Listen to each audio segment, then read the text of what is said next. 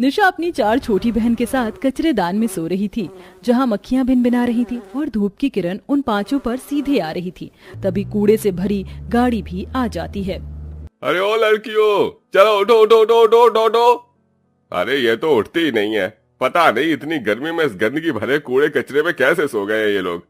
खैर मुझे क्या, मुझे अपना कचरा फेंक कर जाना है। गाड़ी वाला सारा कचरा खाली करके चला जाता है, जिसमें की गंदी बात से वह गरीब 5 बहनें उठ जाती हैं। दीदी कितनी गंदी बात आ रही है।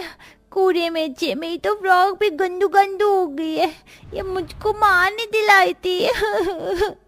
फिर 5 साल की पूजा अपनी फ्रॉक को देख देख कर बहुत रोती है। उसके संग में 4 बहनें सोनी, करिश्मा, रवीना, निशा भी उदास हो जाती है, क्योंकि वह सबसे छोटी थी।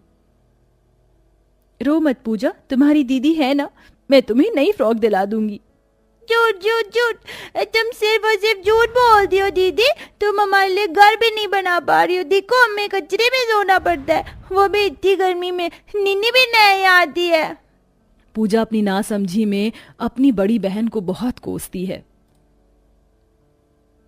पूजा, ऐसा नहीं कहते, ये हमारी बड़ी दीदी हैं। हम काम के लिए जा रहे हैं, अपना ख्याल रखना। इधर तीनों छोटी बच्चियां कूड़ेदान में कचरा बीनती हैं और रवीना, निशा कड़ी धूप में काम ढूंढने आती हैं। दोनों के पैरों में चप्पल तक नहीं थी। ऐसे में धरती भी तवे के जितनी तप रही थी। माँ, दीदी, पैर जल रहे हैं। समझ सकती हूँ बहन, लेकिन पैसे भी तो नहीं हैं। दोनों एक जूस पानी की दुकान पर आती हैं। जयराम जी की भैया जी। अरे लड़कियों, खबरदार जो मेरे सामने हाथ फैलाना। हमारे सामने हाथ फैला भी मत देना। चलो भागो, 1 रुपया भी भीख नहीं दूंगा। नहीं नहीं भैया जी, आप गलत समझ रहे हैं। हम तो यहाँ काम मांगने आए हैं। हम दोनों पर हमारी 3 छोटी अनाथ बहनों की जिम्मेदारी है। चोर जैसी तो शक्ल है दोनों की। है, चलो भागो यहाँ से। दुकानदार दोनों अनाथ बहनों के बिगड़े हुलिया को देखकर डांट कर भगा देता है। बाकी सब लोग भी ऐसा ही करते हैं।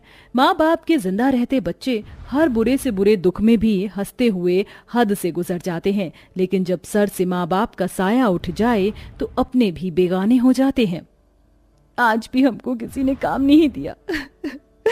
माँ बाबा, ये दुनिया बहुत निर्दयी है। फिर किसके सहारे छोड़ गए हमको। रो मत निशा दीदी, अगर तुम ही हिम्मत हार जाओगी तो हम चारों को कौन संभालेगा। दोनों अनाथ बहनें सिग्नल पर आकर कड़ी धूप में भीख मांगने लग जाती हैं। बाबूजी, भगवान के नाम पर 1 रुपए दे दो, हमारी बहनें भूखी हैं।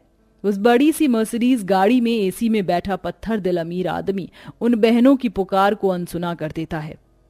अरे लड़कियों, हट जाओ, मेरी गाड़ी के आगे से हटो। ड्राइवर, गाड़ी भगाओ। साहब, 1-2 रुपए ही दे दो, भगवान तुम्हारा घर आबाद रखे।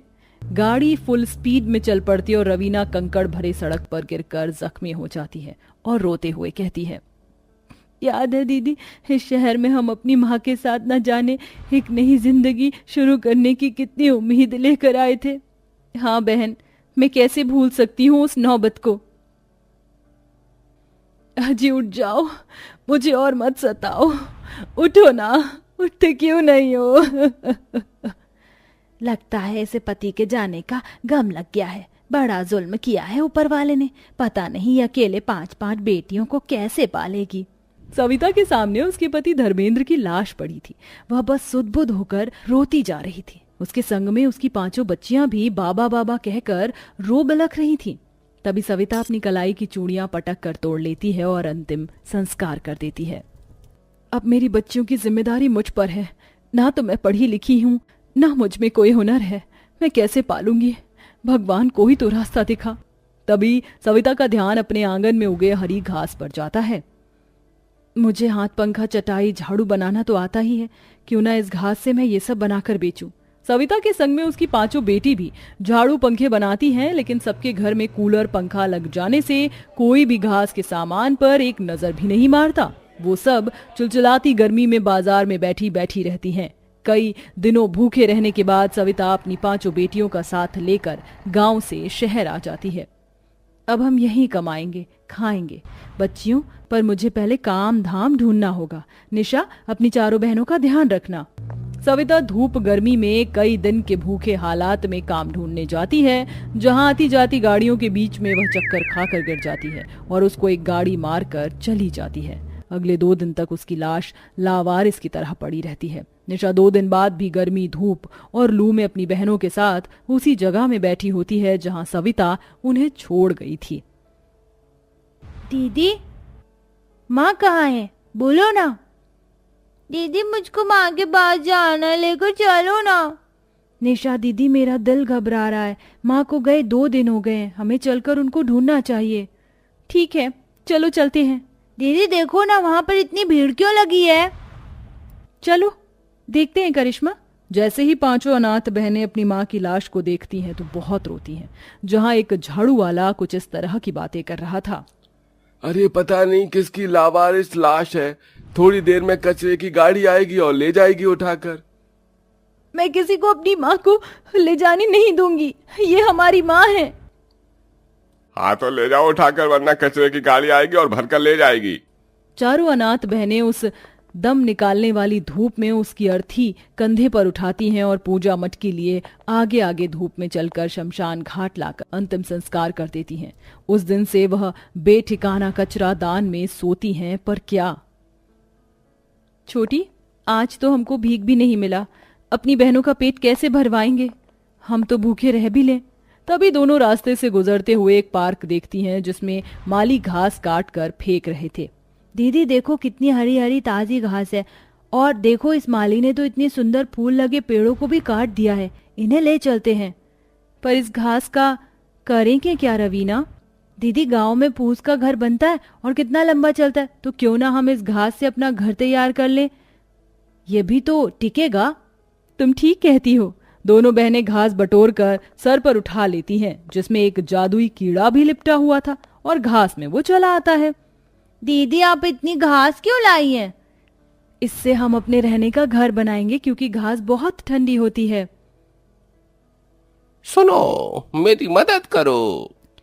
दीदी दीदी, इस घास में से तो आवाज आ रही है। ये तो एक कीड़ा है। निशा उसे हाथ पर उठाती है। तुम बोल सकते हो? हाँ, क्योंकि मैं जादुई भंवरा हूँ। मैं तो फूलों का रस पीने के लिए उसे पार्क में पहुँच गया था, तभी उन माली ने पेड़ काट दिया और मैं जख्मी हो गया। रुको, मैं तुम्हें ठीक करती हूँ। निशा उसे एक पत्ते पर रख देती है और चारों रस भरे फूल ला कर देती है। तुम सबका धन्यवाद। मैं मीठा रस पीकर मेरी शक्ति पूरी तरह लौट आई है। कहो, क्या मदद कर सकता हूँ मैं तुम्हारी? हमारे पास रहने को घर नहीं, क्या तुम बना सकते हो? क्यों नहीं, क्यों नहीं। तू फूल में भंवरा, एक घास दिखा दे कमाल, जिससे बन जाए ये अनाथ बहनों का सुंदर सा बसेरा। कीड़ा ये मंत्र गुनगुनाते हुए उस पूरी घास को जादुई बना देता है और पलक झपकते 5 अनाथ बहनें खुद को विशाल जादुई घास के घर में पाती हैं। अरे वाह, ये घास का घर कितना बड़ा और सुंदर है ना सोनी दीदी?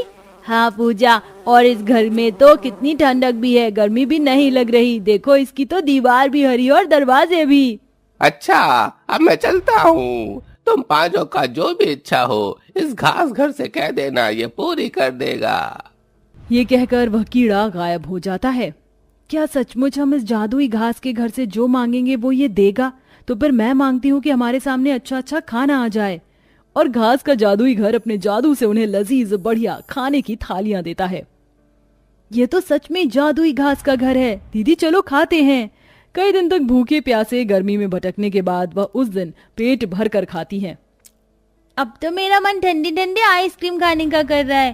प्यारे घास के घर, क्या तुम हमको आइसक्रीम खिलाओगे? और चमचमाते हुए आइसक्रीम भी आ जाती है। ये तो कमाल हो गया। प्यारे जादुई घास के घर, मुझे नए कपड़े दो ना, मेरे पास एक भी अच्छे कपड़े नहीं है। और सोनी की इच्छा पर जादुई घास का रंग बिरंगे सूती के सुंदर सुंदर कपड़ों की बरसात कर देता है। बारी बारी से अपने अपने मनपसंद की खाने पीने की चीज वो मांगती हैं और फर्नीचर भी, जिससे उनका घर और भी ज्यादा सुंदर हो जाता है। और अब 5 बहनें खुशी खुशी जिंदगी गुजारने लगती हैं।